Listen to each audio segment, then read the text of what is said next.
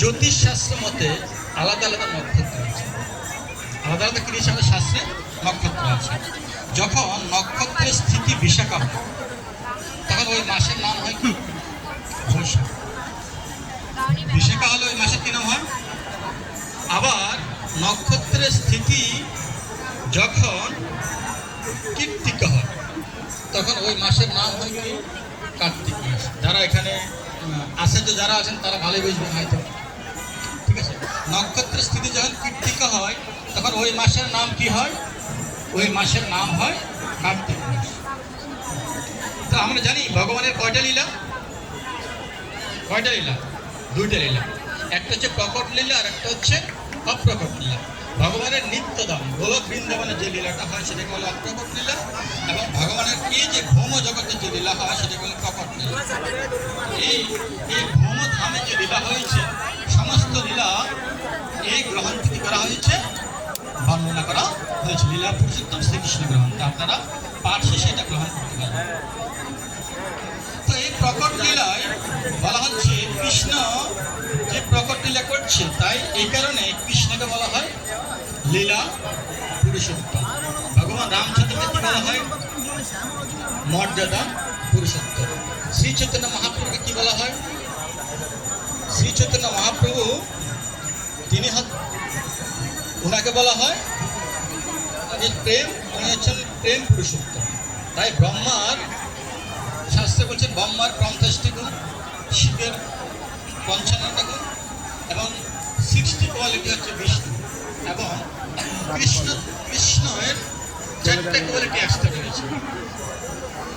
সেই কোয়ালিটি শুধুমাত্র কৃষ্ণের মধ্যে রয়েছে। সেটা হচ্ছে কি কি ৪টা কোয়ালিটি, রূপ মাধুরী, বলুন আপনার রূপ মাধুরী, লীলা মাধুরী, বেনু মাধুরী, আর একটা হলো প্রেম মাধুরী।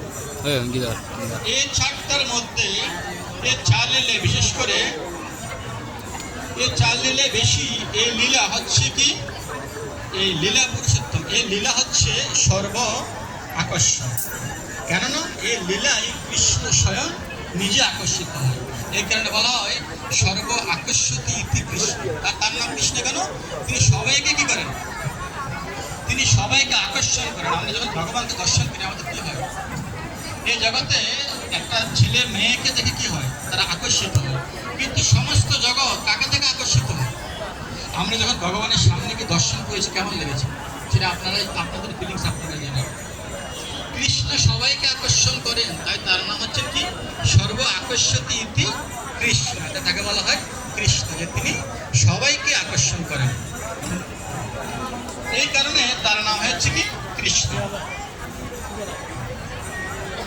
এবং বলা হচ্ছে তার রূপে এত মাধুরী যে তিনি তার রূপে স্বয়ং কি করেন, আকর্ষিত হয়ে যায়। কৃষ্ণের যে অনন্ত স্বরূপ তার মধ্যে এই লীলা পুরুষোত্তম, এই লীলা হচ্ছে সর্বোত্তম লীলা।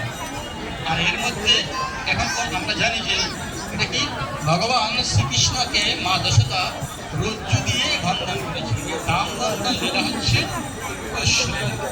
সমস্ত লীলা।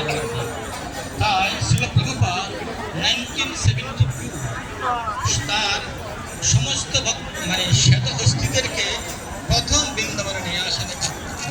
কোন মাসে, এই কার্তিক মাসে। তো ওই রূপ গোস্বামী তার স্তবমালায় তিনি রাধারানীর নাম লিখেছেন কার্তিকা। কেন, তার কারণ হচ্ছে রাধারানী হচ্ছে কীর্তিদা দেবীর মেয়ে, তাই তার নাম হয় কীর্তিকা। কীর্তিকা থেকে এখন বলা হচ্ছে, কেন বলা হয় কীর্তিকা, যশ খ্যাতি। সাধারণ কীর্তি শব্দের অর্থ হচ্ছে ফেমাস বা যশ খ্যাতি। কীর্তিদা মানে যিনি রাধারানীকে যশ প্রদান করেন, এটা হলো কীর্তিদা। যখন আমরা বলি রাধারানী, যখন আমরা বলি ও সফট হার্ট, যখন বলা হয় ও সফট হার্টের মাদার অম্বা, সেটা হয়ে যাবে সংস্কৃত কৌমিকা। কি হয়ে যায়, তখন সেটা হয়ে যায় কৌমিকা।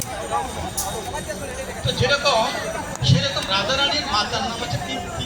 তিনি তার হৃদয়টা খুব কোমল, সফট হার্টেড, তাই তার নামে বলা হয় কীর্তিদা। বলছি আপনারা শ্রবণ করুন।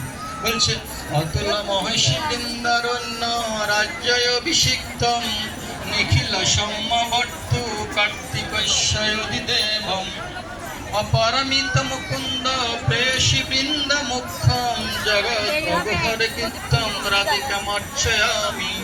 কি বলছেন তিনি? বলছেন অতুল মহেশী বৃন্দা, মানে বৃন্দাবনের যে মহিমা সেটা হচ্ছে অতুল, তুলনাহীন। সে বৃন্দাবনের যিনি কুইন, তিনি কে? শ্রীমতী রাধা রানী। আর তিনি হচ্ছে কে? তিনি হচ্ছে অধিষ্ঠাত্রী দেবী। কোন মাসের? এই তিনি হচ্ছেন এই কার্তিক মাসের অধিষ্ঠাত্রী দেবী। তারপরে কি বলছে? নিখিল সৌম্য। রূপ গোস্বামী বলছেন নিখিল মানে কি? যিনি সবসময়, অল টাইম, অর্থাৎ যিনি কার্তিক মাসের অধিষ্ঠাত্রী দেবী। তিনি কে? তিনি হচ্ছেন সমস্ত গোপীর মুখ্য। শেষালাল বলছেন জগৎ অগহর কীর্তিম রাধিকা মর্চয়ামি। শুধুমাত্র তার মহিমা শ্রবণ করে কি হয়? হর হর প্রদীপ দেরি আছে, অনেক দেরি আছে। বসুন বসুন, প্রদীপ সকলের জন্য আছে, এখানে কেউ প্রদীপ না দিয়ে যাবে। রূপ গোস্বামী বলছেন